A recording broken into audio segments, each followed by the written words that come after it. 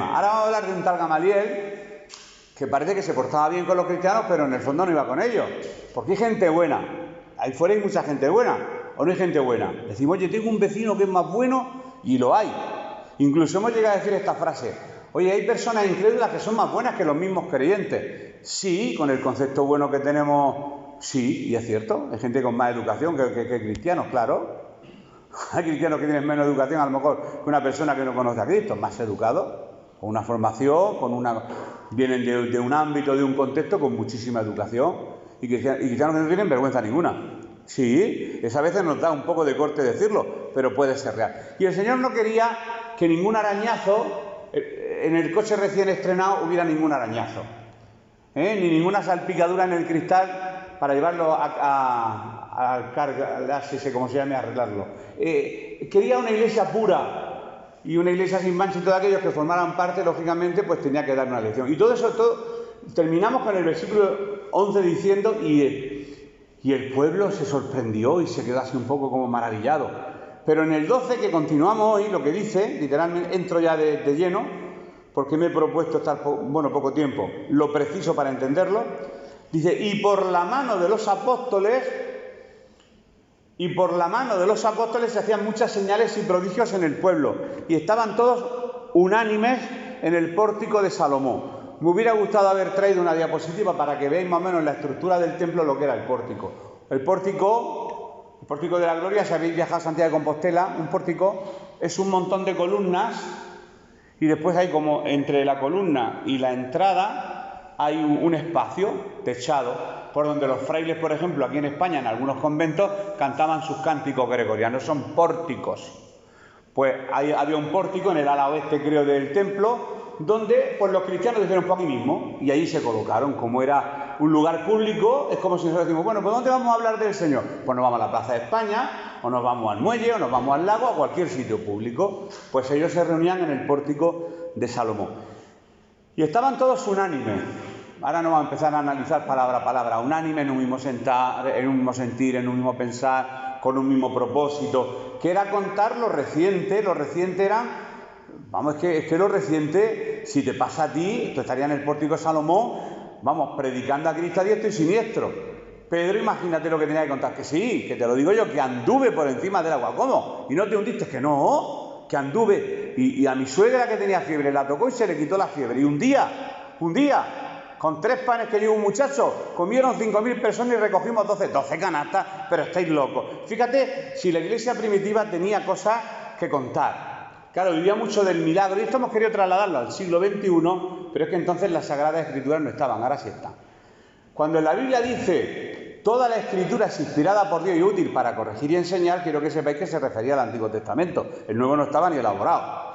Que a veces no entendemos toda la Escritura, pero a esa Escritura que se refiere en ese momento era o cuando Cristo hacía alusión a los profetas, a la ley, estaba haciendo al Antiguo. No estoy diciendo que el Nuevo no esté inspirado, ni mucho menos. Me refiero para contextualizar lo que vamos a leer. Pues de los demás, dice, ninguno se atrevía a juntarse con ellos.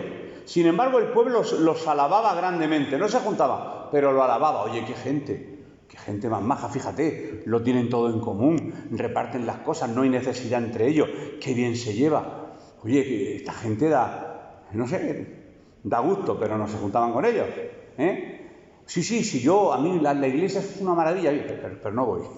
Qué bien, pero no se juntaban con ellos. Los que creían en el Señor, dice, aumentaban más. Gran número de hombres y de mujeres, para que después digan que la Biblia es machista. Gran cantidad de hombres y mujeres. Es la primera vez que yo he analizado, te digo, oye, dice hombres y mujeres, y habla de los dos sexos. Se juntaban hombres y mujeres, y la iglesia iba creciendo.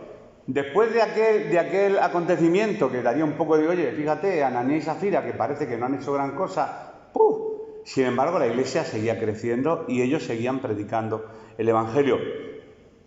Claro, eran los apóstoles los que ejercitaban en aquel entonces los dones espirituales. Esto quizá lo hemos apropiado y decimos, es el ungido de Jehová, el que tiene el don de sanidad, el don de discernimiento, el don de tal, el don de cual. Bueno, quieto parado, que estamos hablando de otro contexto, en otro momento, en otras circunstancias. Y sí, yo creo en los milagros, como podemos creer cualquier creyente. De hecho, cuando hay algún hermano enfermo, oramos. y creemos que Dios puede sanarlo. ¿A que lo creemos, Paco? Con todo nuestro corazón. Y hemos visto cómo el Señor ha obrado y ha sanado a hermanos. La forma de hacerlo, si es orando con la mano arriba, con la mano abajo, o sentado, eso es lo de menos. Clamamos al Padre y decimos siempre conforme a tu voluntad, y el Señor hace pues lo que cree oportuno. A pesar de que eran los apóstoles los que hacían estos dones de sanidad, milagros, señales, la Biblia habla de señales, está buscando un poco señales, milagros, porque quizá a veces hay ciertas señales y ciertos... Yo creo en los milagros, pero en la apertura del mar Rojo podríamos de este tema hablar largo y tendido, que fue a lo mejor un fenómeno natural. ¿Dónde está el milagro? En que ocurrió en el momento oportuno y en el lugar oportuno. Ese fue el milagro, porque a veces buscamos mucho lo esotérico, la magia. Pues yo conozco un ministerio que ha venido y siempre hemos ido buscando lo emocionante como para continuar a Cristo. No ahora lo emocionante, que está la palabra, que está ahí, que la obedecemos, que nos agarramos a Cristo y punto. No hay que buscar nada más, y ya está todo buscado. Ya no hace falta buscar novedades, no hay novedades. No hay novedades, de verdad que no hay novedades, caballeros. Que la novedad es la palabra del Señor. Pues ellos realizaron muchas señales entre la gente. Claro, la disciplina que se había ejercido en la iglesia, la gente de fuera, no sé los habitantes que tendría Jerusalén en aquel entonces, lo leí ayer, no me acuerdo. Pero la gente se enteró. Del hecho de Ananías y de Safira, la gente se entera. Y había un temor. Pero, sin embargo, aquel movimiento de renovación espiritual en este grupo de cristianos, que no sé los que serían 120, más los que se añadieron en la primera predicación de Pedro, después la segunda predicación de Pedro, la iglesia fue creciendo. Y habían personas que seguían siendo salvadas y mucha gente que seguía siendo añadida a la iglesia. Lógicamente no se añadían como, yo soy simpatizante, ahora yo voy al culto y me apunta en un papel, me da el carnet y ya sé, no. Me imagino que era con conocimiento de causa, sabiendo que era algo serio, sabiendo que era, creyendo que Jesús era el Mesías, que había venido a salvar. Ahora con lo que ahora cuesta arrastrar a una persona a la iglesia. Allí más burro, y aquí le toca predicar, aquí le toca pasar. Ahora es como muy distinto, ¿no? Y quizá a lo mejor nosotros mismos tenemos la culpa, porque a lo mejor hemos querido, no sé, al Señor encerrarlo de cualquier manera, y a lo mejor por eso Dios no se mueve con la libertad que tendría que hacerlo. A lo mejor nosotros le hemos comprado un corsé. El corsé, eso lo conocen las mujeres. El corsé, eso que yo, como ese fajín que yo me pongo para el dolor de riñones, y hemos encorsetado al Señor y queremos meterlo en nuestra propia teología y nuestra forma de ver la vida. Y la Biblia habla de un Dios que es multiforme, que actúa de muchas maneras, de muchas formas. Eso quiere decir la palabra multiforme. Bueno, lo que sí se sabe, no sé cómo se censaba, habían censos, se sabía escribir. En el año 300 después de Cristo, en el Imperio Romano habían muchas personas que se habían convertido. Se hablan de millones, pero millones puede ser de 1 a 1000 millones. Habían millones de cristianos ya. Claro, aquí hay, cuando decimos cristianos, uno puede decir, ¿pero de verdad o cristianos de paripé? Bueno, llega Constantino, sabéis que hubieron muchos emperadores romanos que perseguían al cuerpo de Cristo. Decio y Valerio fueron los más sanguinarios. Y después, lógicamente, como el cristianismo se hizo religión oficial, al hacerse religión oficial, pues todo el mundo es como, por ejemplo, en España. Pues España, aunque la Constitución dice que es aconfesional, pero siempre fue católica, apostólica y romana. En la época de Franco, pues lo que estaba era el nacional catolicismo, ¿no? Si los reyes, en lugar de haber sido católicos, hubieran sido protestantes, pues a lo mejor España, que a veces mezclamos religión con la auténtica fe. Bueno, pues en ese año, en el año 300, que 300 años pasan rápido, aunque nosotros no vivimos 300 años, ya había millones de cristianos por toda la costa. El Evangelio se había extendido por todo el Mediterráneo, llegó a Italia, llegó inclusive a España, parte de Cartago, que está en el norte de África, y todo lo que ahora conocemos, por ejemplo, pues como centro de Europa, las partes de Alemania, los otomanos que fueron después. El cristianismo se extendió. Y es muy interesante estudiar la historia de la Iglesia, porque a veces pensamos... Yo le preguntaba a alguien, ¿y tú a qué iglesia vas? Yo a tal, ¿y tú sabes de dónde vienes? Pues no, pues tendrías que saber un poco tu origen. No, yo sé que yo soy de la iglesia de la Nueva, ¿pero de dónde salisteis vosotros? Pues en el 67 que vino a Cartagena el hermano Le Cosé a predicar. ¿Y Le Cosé de dónde salió? Pues de la iglesia metodista de Francia, ¿cómo se llamaba? Tiene un nombre en francés, no me acuerdo, pero... ¿Y este hombre, y la iglesia metodista dónde salió? Pues de la reforma de Lutero. Y dentro de la reforma de Lutero, ¿cuántos movimientos hubieron? Pues 7. ¿Y Lutero quién era? Pues un fraile agustino. Y en el año 1300, y te pones a tiras para atrás, y siempre decimos, tengo la exclusiva, porque tengo la sana doctrina, porque soy la mejor iglesia. Y es triste que nosotros mismos no conozcamos nuestra historia. Yo creo que tenemos que conocer nuestra historia. En la historia del cristianismo os lo recomiendo, y si pudiéramos hacerlo en seminario, al margen de lo que es los cultos dominicales, podríamos estudiar historia de la Iglesia, y es muy interesante el saberlo. Y bueno, en los primeros cismas, las primeras divisiones, sigo leyendo. Dice que, fíjate, que sacaban a los enfermos a las calles. Estoy leyendo en el 15 y en el 16. Y les ponían en camas y camillas para que al pasar Pedro, a lo menos su sombra cayera sobre alguno de ellos. No quiere decir que cuando la sombra de Pedro caía la gente se sanaba, sino que ellos creían, vamos a sacarlo a ver si con la sombra de Pedro por lo menos se sana. Que no es el típico charlatán, milagrero que dice, yo tengo el don, que pasen aquí al frente, que al que toque lo sano. No. No estamos hablando de ese tema. Estamos hablando de la fe que tenían pues aquellos lugareños en aquel sitio, aquellos judíos, y dice, oye, si estas personas vieron al maestro, y este Pedro vio al resucitado, oye, yo tengo una necesidad, aunque sea su sombra, tocarlo. A Jesús no le tocaron el borde del manto, esa mujer tenía necesidad, y hasta donde llegó, al borde de su túnica, que Jesús dijo, ¿quién me ha tocado? ¿Cómo dices quién te ha tocado si te está apretando? No, alguien me ha tocado de forma especial, lo dice. Tuvo como discernimiento en el espíritu, y una mujer que tenía flujo de sangre fue sanada por ese toque de fe de aquella mujer.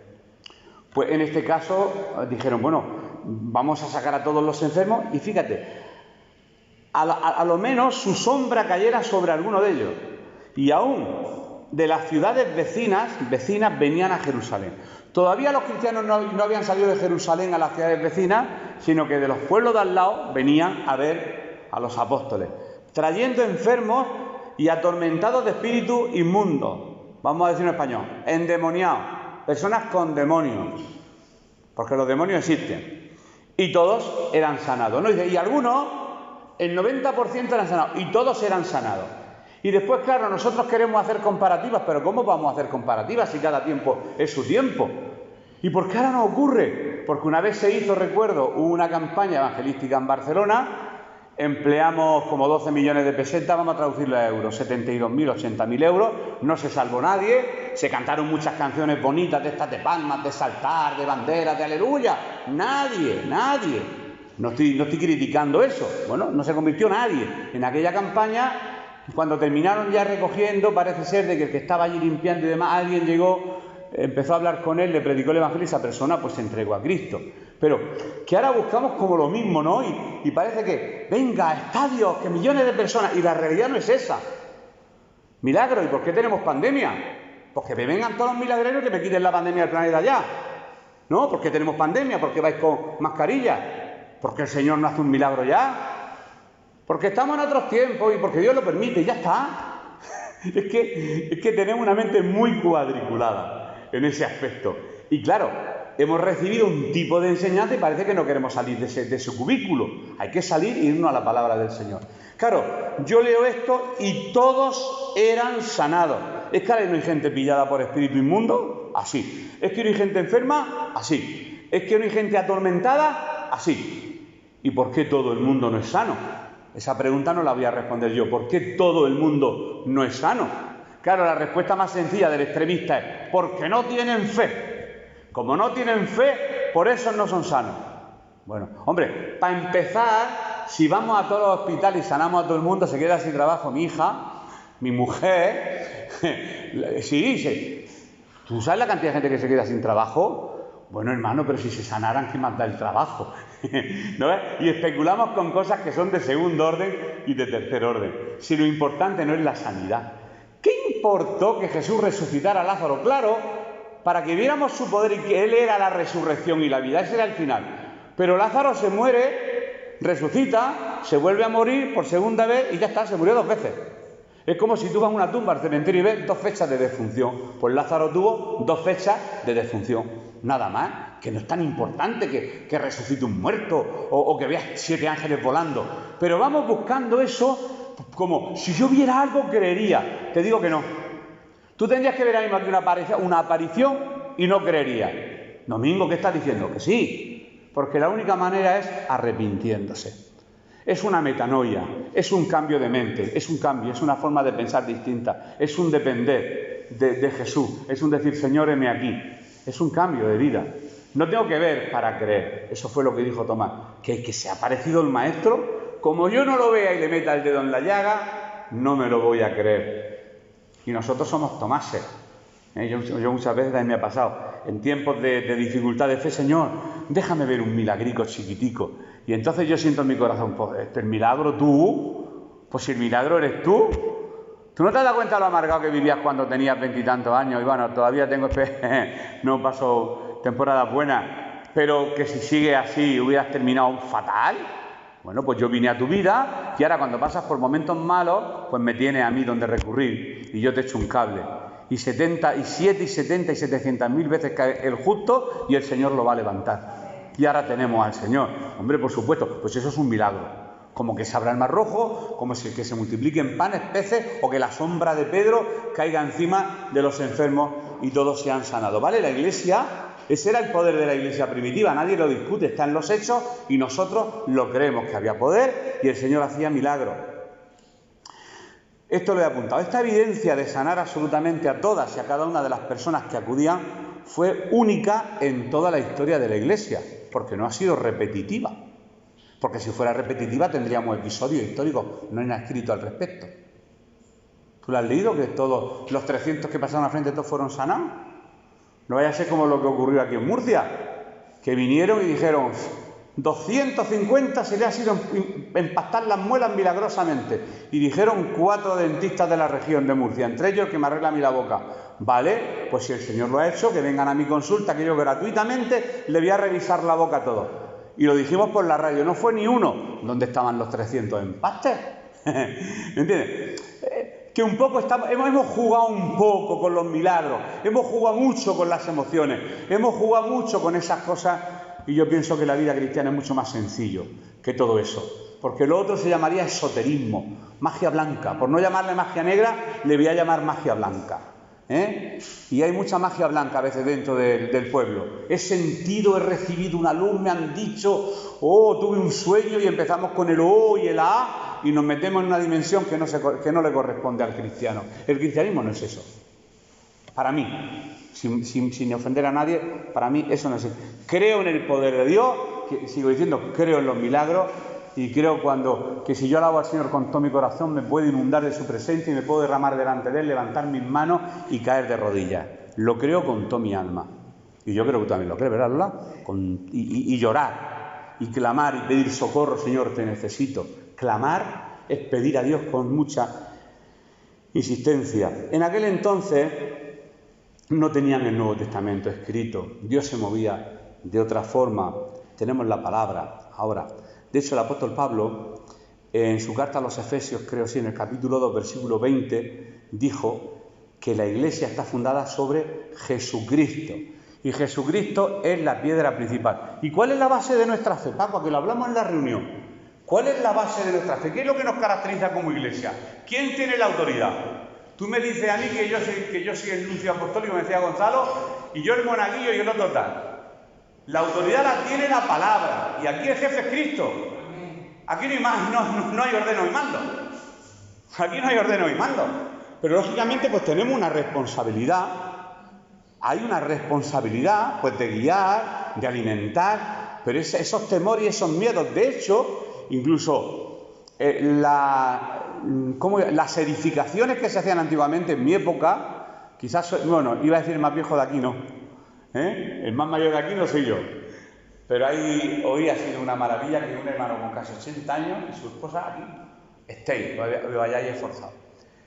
Recuerdo que yo estudié en franciscano y para acercarme al maestro tenía una tarima de 1 metro, con 2 escalones, para subir hasta su altura de conocimiento. De hecho, cuando entramos en un pueblo, ¿qué es lo primero que veis cuando llegáis a un pueblo? ¿El McDonald's? No. ¿Qué es lo que veis? La torre de la iglesia, diciendo yo soy la dueña y señora. Y en la época nuestra del nacional catolicismo, madre mía, acercarse a un profesor, y a veces hemos endiosado a los hombres sin darnos cuenta.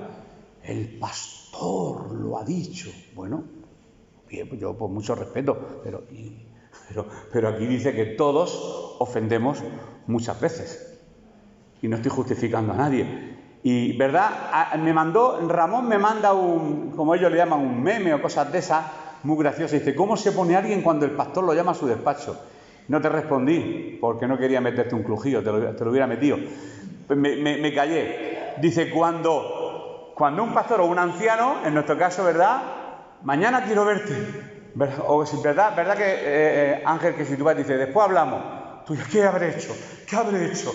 Ahí ya llega y a lo mejor tú vas y dices, no, nene, es que mira, me sobran 50 euros y quería dártelo para que salieras con tu amigo. ¡Ah! Y te vas tan contento, porque pensabas que tu padre te iba a echar un puro y resulta que te ha dado 50 euros porque te has portado muy bien, porque has hecho todos los ejercicios de matemáticas de maravilla y te está premiando. Y quizá por esos conceptos erróneos que hemos tenido de los hombres y del endiosamiento hemos errado. La autoridad está en la palabra de Dios. La autoridad la tiene la palabra y la principal cabeza de esta congregación es nuestro Señor Jesucristo. Lo que pasa es que los hombres somos muy así, de espectáculo. Yo tengo el don de sanidad, yo tengo el don de milagro, y yo tengo el don de tal. Pues mirad, todos tenemos el mismo don, el don de reconciliación, por lo menos sí. Que es hablar a alguien de Cristo para que se reconcilie con Dios. Menudo don. Las puertas de los hospitales abiertas, gente por las calles, vecinos, amigos, familiares. Puedes predicarle a quien quieras. Pues es un ministerio. Eso es un ministerio, el de evangelizar. Pero nos han enseñado malamente a veces al ordeno y mando. Cuando yo llegue, desde aquí me van a respetar más. Que por eso Satanás entra en el corazón de Ananías. Si yo doy, me van a respetar tanto como respetan a Bernabé. Y le salió el tiro por la culata porque no lo hizo conforme a la voluntad de Dios. Cristo es la principal piedra de ángulo. Y los dones para realizar señales milagrosas le fueron dados para demostrar el hecho de que eran personas no de autoridad, sino que hablaban con la autoridad de Jesucristo, tanto en el primer sermón de Pedro, que podéis leerlo, como en la actualidad, ya he dicho que tenemos el Nuevo Testamento. Vamos a seguir. Bueno, la Iglesia, quiero que sepáis que fue perseguida, tuvo dificultades dentro y fuera. Desde dentro, por la mala actitud, el Señor metió caña, y desde fuera también eran perseguidos. ¿Por quién? Por el Sanedrín. ¿Qué es el Sanedrín? Ahí atrás, ¿qué estáis hablando? Sanedrín. ¿Qué es el Sanedrín? ¿Qué es un escriba? ¿Qué es un fariseo? No estoy examinando, pero creo que como cristianos tenemos que saberlo. Porque a lo mejor, yo recuerdo que durante muchos años estuve acostumbrado durante 1 hora y cuarto a decir gloria a Dios, amén, aleluya, Dios es que está tú la Cristo, vive Cristo, y no aprendía nada. Imaginaros que alguien entra en tu clase y te dice, dile buenos días profesor, buenos días profesor, di qué buen día hace, qué buen día hace, y al final no te enseña matemáticas. Pues ¿para qué he ido a la clase? ¿Para qué he ido a la clase? 1 hora perdiendo el tiempo. Se trata realmente de aprender la palabra, que para eso estamos aquí en esta mañana, y de entender lo que el Señor quiere para nuestras vidas, ni más ni menos. Pues tenían oposición de fuera. En el 17 y 18 dice lo siguiente: entonces, levantándose el sumo sacerdote y todos los que estaban con él, esto es la secta de los saduceos, se llenaron de celos y le echaron mano a los apóstoles y los pusieron en la cárcel pública. Los encerraron, los cogieron y los encerraron. Saduceos y fariseos es lo mismo, eran sectas judías, los fariseos eran muy fieles a la Biblia. Todavía hoy en día, si viajáis a Jerusalén, podéis alucinar los lavamientos de las manos, los rituales. Pero estos se reunían más en la sinagoga. Y los saduceos eran de una élite un poco más alta y ellos tenían su propio Sanedrín. No se llevaban bien entre fariseos, aunque todos más o menos eran como distintos grupos religiosos dentro del judaísmo, cada uno con unas características. A lo mejor uno creía en que existían los ángeles, otros que no. En la resurrección de los muertos querían ambos, tanto fariseos como... Y eran muy religiosos y muy celosos de la fe y de sus tradiciones. De hecho, los fariseos fueron los que mataron a Cristo, y los saduceos los que en este caso le metían caña a los primeros discípulos. Bueno, no, en el versículo 19 dice: pero un ángel del Señor, abriendo de noche las puertas de la cárcel y sacándolo dijo, bueno, lo sacó un ángel del Señor. Qué casualidad que los saduceos que no creen en los ángeles, esto es como una paradoja, como un chiste del Señor. No creen en los ángeles, le meten en la cárcel y un ángel, en el cual no creen los que le habían metido en la cárcel, es justo quien los libera. Esto es que hay muchas paradojas en la palabra del Señor. De la misma manera que cuando Cristo resucitó y ahí se rompió el sello, no vamos a hablar ahora del sello de la tumba, tuvieron que correr la piedra para entrar y darse cuenta que no estaba. En este caso, los sacerdotes dijeron, oye, querían hacer una reunión, que lo voy a leer más adelante, en el capítulo... Sigo leyendo el 20 hasta el 23. El ángel dijo, id, y puestos en pie en el templo, anunciad al pueblo todas las palabras de esta vida. El ángel los saca milagrosamente de la cárcel. Habiendo oído esto, entraron de mañana en el templo y enseñaban. Y ellos, pues, en el templo, en el pórtico de Salomón, seguían enseñando. O sea, Dios no te libera para que estés quieto. Ah, el Señor me ha liberado, gloria a Dios. Vale, pero para algo. En este caso, para seguir predicando la palabra de Dios, para seguir enseñando. Entre tanto vinieron el sumo sacerdote y los que estaban con él, y convocaron un concilio con todos los ancianos y los hijos de Israel, y enviaron dijeron, oye, mira, por favor, traer a los que hemos enterrado, que quiero hablar con ellos. Pero claro, llegan a la cárcel, dice aquí, pero cuando llegaron los guardias, no los hallaron en la cárcel. Entonces volvieron y dieron aviso diciendo, por cierto, la cárcel hemos hallado cerrada con toda seguridad, y los guardas afuera de pie ante las puertas, pero cuando abrimos no había nadie dentro. Esto sí que, como cuando lo de Cristo resucita, se rompe el sello real, corren la piedra, ven que no hay nadie, no hay puerta, no hay cerrojo que impida que la palabra de Dios se siga extendiendo. Este es el milagro. Ahí no hubo cerrojo, fue la obra de Dios, a través de un ángel que hizo que saliera y que siguieran en el templo predicando el Evangelio. Esto, lógicamente, les dejó un poquito asombrados, bueno, un poco, en este caso, a los saduceos. Sigo leyendo. Vámonos al 24 hasta el 28 y vamos terminando. Cuando oyeron estas palabras el sumo sacerdote y el jefe de la guardia del templo y los principales sacerdotes, porque ¿qué noticia acaban de decir? Oye, que hemos ido a buscarlo y resulta que los guardias estaban en la puerta. Y cuando hemos entrado en la celda, allí no había nadie. Y parece ser que están en el templo y siguen hablando y siguen dando todavía la paliza con ese carpintero de Galilea. Nos van a volver locos a todos los de Jerusalén. Todo el mundo ya está oyendo hablar de este tal Jesús de Nazaret. Y dice, y los principales sacerdotes dudaban en qué vendría a parar aquí. ¡Uf! ¡Qué lío! Estarían hechos un lío. Pero viniendo uno, les dio esta noticia: los hombres que pusisteis en la cárcel están en el templo y enseñan al pueblo. Entonces fue el jefe de la guardia con los guardias, fue el jefe con la guardia, y los trajo sin violencia, ni a palos, ni empujándole, ni con las lanzas, ni dándole guantazos, sino, ¿para qué? Porque temían al pueblo. Date cuenta que la palabra de Dios tenía poder y mucha gente se convertía. Claro, cogerlos a ellos quizá podía provocar una revuelta, y los trajeron con educación, lo llevaron al comisario de policía otra vez. Venga, venid para acá y nos vais a explicar cómo había escapado de la cárcel. Y los trajo sin violencia porque temían ser apedreados por el pueblo. Cuando los trajeron, los presentaron en el concilio, y el sumo sacerdote les preguntó diciendo: ¿no os mandamos estrictamente que no enseñarais en ese nombre? Pero ahora habéis llenado Jerusalén. Aquí se cumple ya el capítulo 1. Y seréis mis testigos en Jerusalén. Habéis llenado ya Jerusalén. Hemos llenado ya Cartagena con el Evangelio. Pero ahora habéis llenado Jerusalén de vuestra doctrina y queréis echar sobre nosotros la sangre de este hombre.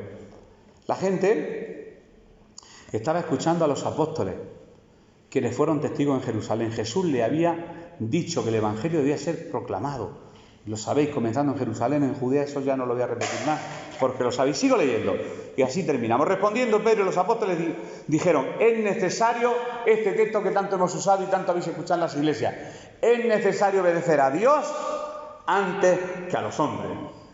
Y este texto a mí me encanta. Claro, puedes usarlo con distintas actitudes, porque a veces usamos las cosas.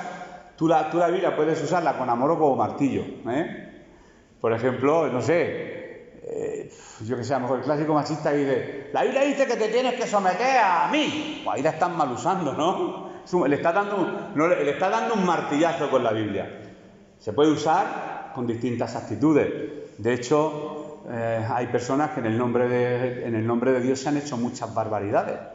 Y os vuelvo a recomendar, por favor, la película Los hijos de San Judas, para que veáis hasta qué extremo se puede llegar por la pasión hacia la religión, podemos llegar a matar. Sí, pero cualquiera de nosotros, el ser humano, si necesitamos a Cristo, si no estamos perdidos. Y otra película que os recomiendo se llama La Ola. ¿Se puede repetir un nazismo de nuevo después del...? Sí. Además ocurrió en Francia, un experimento y ocurrió. Y hubieron muertes y todo. Es muy sencillo comerle el tarro a la gente, sobre todo a las masas, con una idea, con un anagrama, con un logo, con un vamos a salir adelante, con unas palabras, con repite conmigo, con una serie de manipulaciones podemos repetir cosas que no son conforme a su palabra. Pero por eso, ¿por qué digo todo esto? Porque es necesario obedecer a Dios antes que a los hombres. Lo que dice su palabra, lo que dice el Señor. Porque si lo que dice no es conforme a la palabra, no tengo ni por qué someterme, ni por qué hacerte caso. No, porque la palabra del Señor no dice eso. Y los apóstoles estaban obedeciendo a su Señor. De hecho, cuando los cogieron presos, no se pusieron a pelearse ni a hacer karate con los guardias. Eran sumisos, se sometieron y entraron en la cárcel, pero después no obedecieron, sino que proclamaron. Una cosa es la sumisión, otra cosa es la obediencia, o viceversa. Tenían una actitud noble, pero obedecerte a ti porque tú eres sumo sacerdote, a que yo no anuncie las nuevas porque tienes un... No, el Señor me dice que es necesario obedecerle a Él antes que a ti. Estoy ya en el versículo 30. El Dios de nuestros padres levantó a Jesús, a quien vosotros matasteis, colgándolo de un madero. ¡Pum! Cuando dice eso. Claro, ya se iba a liar, pero antes de liarse, Gamaliel, que estaba allí, bueno, sigo leyendo en el 31, dice, a este, Jesús, Dios ha exaltado con su diestra por príncipe y salvador para dar a Israel arrepentimiento y perdón de pecados. Vosotros lo colgasteis en un madero y no sabíais ni lo que estabais haciendo. En un trozo de madera estabais clavando en las manos y los pies a un hombre que es el mismo Dios, que ahora mismo se encuentra a la diestra del Padre. Vosotros lo hicisteis. Bueno, y continuó Pablo, pues siguió hablando. No, y continuó Pedro, diciéndoles cómo ellos habían sido testigos. Pedro siempre tenía el mismo mensaje, pero quiero que sepáis que el mensaje central de cualquier congregación siempre es el Señor Jesucristo. A veces nos desviamos hacia otras cosas. Y tenemos un evento, hubo la época del evento, hay un evento, ¿qué día? ¿Quién viene al evento? ¿Y qué don tiene? ¿Qué hace? Evento. El evento ya lo hizo Cristo en la cruz del Calvario, que fue morir por nosotros, resucitar, y está a la vista del Padre, y nos dejó aquí su Espíritu Santo, y podemos dirigirnos a Él en oración, y Él siempre nos escucha, y está pues dispuesto a ayudarnos, y quiere utilizarnos para que podamos ayudar, pero en su nombre, a otros, con sencillez, con humildad. Y yo pienso que el Señor quiere llevarnos a eso. Entonces, levantándose en el concilio un fariseo llamado Gamaliel, un pacificador, dijo, uy, la que se va a liar aquí, Pedro, echándole la culpa a los saduceos de que ellos colgaron al Salvador del mundo en un madero, pero aquí se va a liar. Ahora, vamos, los van a matar. Entonces Gamaliel se levanta, doctor de la ley, venerado de todo el pueblo, un señor, muy reconocido, y mandó que, es decir, oye, los apóstoles que salgan un momento que vamos a hablar nosotros aquí. Salen los apóstoles fuera, y entonces Gamaliel se quedó con el Sanedrín. ¿Qué es el Sanedrín? Bueno, pues era la Corte Suprema de la ley judía y los casos judiciales no se tratan como ahora con el Código Penal. Si alguno estudia Derecho, veréis que las asignaturas por el Código Penal, el Código Romano, me salía las 5 asignaturas del primer curso de Derecho, no recuerdo cómo son, pero bueno. Pero en el caso judicial de los judíos, lo hacían todo con la Torá, con la ley que Dios le dio a Moisés, y con esas leyes juzgaban. Estaban compuestos entre 23 jueces y tenía un mínimo de 23 y un máximo de 71. Son datos que podía encontrar en la Wikipedia, en cualquier sitio, pero ese era el Sanedrín. Y Gamaliel, que era una persona, fue maestro del apóstol Pablo, Este señor Gamaliel dijo, israelitas, mirad por vosotros lo que vais a hacer respecto a estos hombres. Porque antes de estos días se levantó Teudas, un dirigente, diciendo que era alguien, yo soy Dios. Y a este se unió un número como de 400, pero se murió Teudas y los demás abandonaron. Y todos los que le obedecían fueron dispersados y reducidos a la nada. Después de Teudas, pues se levantó un tal Judas, pero no Judas el Iscariote. Y había muchos Judas como ahora hay muchos Pepes. Se levantó Judas el Galileo, en los días del censo, y llevó en pos de sí a mucho pueblo. Pero se murió este tal Judas y se dispersaron. Entonces Gamaliel lo que estaba haciendo era que el Sanedrín, los ancianos que estaban allí y los saduceos, pues pensaran con sensatez. Y ahora os digo, apartaos de estos hombres, dejadlos tranquilos a los apóstoles, porque si este consejo, esta obra es de los hombres, pues se desvanecerá, pero si es de Dios no lo vaya a poder destruir. No seáis, tal vez, hallados, luchado contra... Habló con sabiduría, con total sabiduría, pero Gamaliel no estaba con los cristianos, era un hombre bueno. Un hombre bueno, un hombre pacificador y un hombre que habló con una sensatez tremenda. ¿Por qué vamos a guerrear con esto? Pero no se ha levantado deuda. Bueno, y habría más gente que se ha levantado un montón de... hemos leído, yo a lo largo de mi vida he leído, un muchacho en tal sitio dice que es Dios, otro dice que es la reencarnación de no sé quién. ¡Oh! Barbaridades de esas yo he leído en el periódico 300.000. ¿Pero por qué se han desvanecido? ¿Por qué no? Y realmente es la obra de Dios. ¿Por qué? Porque estamos en el año 2020 y lo que dijo Gamaliel, mira, aquí estamos, reunidos, se ha mantenido. A pesar de la muerte de su fundador, aquí estamos, ¿no? Honrando su nombre, glorificándole, predicando su palabra, orando, aquí estamos. Por lo tanto, no se ha desvanecido el cristianismo. Algo tendrá el cristianismo, señores, porque aún las modas se pasarán. Jóvenes, vosotros tenéis vuestras modas como nosotros tuvimos las nuestras, pues se pasan las modas. Y os digo más, las modas no se pasan, es que las modas se repiten. No hay nada nuevo bajo el sol, bueno, la tecnología. Pero mi padre recuerdo que me decía, y eso es moderno, dice, si ese traje me lo compró mi madre a mí en el año 1941. Y ahora eso está de moda cuando se ven los pantalones de campana. Y la gente joven se viste en función de lo que ven los demás. Claro, tú vas al instituto y ves los sectores, no me estoy metiendo con vosotros, y se viste en función de cómo se visten los demás. Todo eso son modas y pasan, pero el cristianismo no pasará nunca. Así que si queréis agarraros a alguien que realmente le dé consistencia a vuestra vida, no son ni moda ni historia, se llama Jesucristo. Y tenemos, no es que ahora, es que por los jóvenes no lo digo con ningún tipo, siento especial predilección. ¿Me lo perdonáis, verdad? ¿Me perdonáis? Vale, estoy perdonando. Las madres que tienen jóvenes dicen, claro, te perdonamos. Y yo tengo chiquillos jóvenes y quiero que, lógicamente, pues no cometáis... Bueno, tendréis que cometerlo, asomaréis las narices a lugares que a lo mejor no debéis, os llevaréis chascos, pensáis que una cosa sabe a mente, después resulta que sabe a fresa. Pero eso nos ha pasado a todos, ¿verdad que sí? Pensábamos que y no era para tanto. Pensamos que hay algo, pero al final no es para tanto. De verdad, os digo que no es para tanto. Pues Gamaliel les dijo, si esta obra de los hombres se va a desvanecer. Y termino. Estuvieron de acuerdo con él y entonces llamaron a los apóstoles y después de azotarlos les ordenaron que no hablaran en el nombre de Jesús, y los pusieron en libertad. ¡Qué casualidad! Si eran inocentes, ¿por qué no los sueltan? Porque lo normal, si una persona es inocente, es soltarlo. En un juicio, cuando se da un veredicto, inocente, a la calle. Culpable, pues le ponen la esposa y va de nuevo a la cárcel. Pero en este caso se le declaran inocentes, los castigan y los sueltan. Al revés, ¿os dais cuenta? A cumplir. Fíjate hasta dónde llega la religiosidad. Sí, vale, lo vamos a soltar porque Gamaliel nos ha convencido. Pero, hombre, por si acaso algunos vamos a darle una palicica, aunque sean unos cuantos azotes. Vamos a cumplir con nuestro rito de que, hombre, han tocado... Dicen que ese carpintero lo han hecho mal. Vamos a darle, aunque sea, algunos azotes. Y le dieron azotes. Y le dieron sus azotes. Castigarle y después le dejaron. Y eso fue un subterfugio. Esa palabra quiere decir escapatoria o medio engañoso y hábil para solucionar una situación difícil. Una manera fácil. Era una situación difícil. ¿Cómo lo vamos a soltar? Pilato, ¿cómo lo hizo Pilato? Él no vio en ese hombre culpabilidad ninguna. Traeme un poquito de agua, es que yo me lavo las manos. Era un gesto como diciendo, yo no tengo nada que ver. Eso fue otro subterfugio. Otra manera de escaparse así por la puerta de atrás y quedar bien delante de los demás. Yo pienso que debieron de haber escuchado con más atención el consejo de Gamaliel y estos son los dos últimos textos. Pues ellos salieron de la presencia del concilio, los apóstoles, gozosos de haber sido tenidos por dignos, muy gozosos. Si me dan en la espalda con una vara, yo creo que yo no salgo gozoso. De haber sido tenidos por dignos de padecer afrenta por causa del nombre de Jesús. Y todos los días, lunes, martes, miércoles, jueves, viernes, sábado y domingo, en el templo y por las casas incesantemente enseñaban y predicaban a Jesucristo. Cada día. O sea, el resultado de tanta historia, de tanta persecución, es que parece que aumenta. Cuanto a mayor persecución, mayor grado de entusiasmo para predicar la palabra. No sé por qué.